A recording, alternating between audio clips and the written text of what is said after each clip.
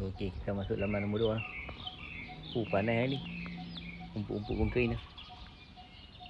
Laman nombor 2 dia pembunyi steady gang. Yang ni buat joki semangat sikit kan. Joki ni kalau ubah bunyi ni kan semangat kan. Tidak ke kita nak balik makan nasi tengah-tengah je. Jadi kita layan saat laman nombor 2 ni. Mungkin sampai 12.45 kita berhenti, kita balik. Semakin rancak.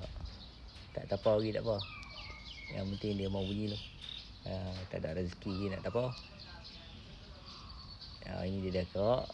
Bungutan bunyi pun dah kerak. Itu semua tanda-tanda baik hari ni.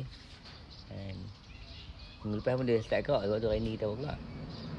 Okay, apa-apa pun kita tunggu lagi 1 jam. Lagi 1 jam 12.50 kita update balik. Ui, payah nak jam pun. Nak sabar banyak. Okey geng, layan lu.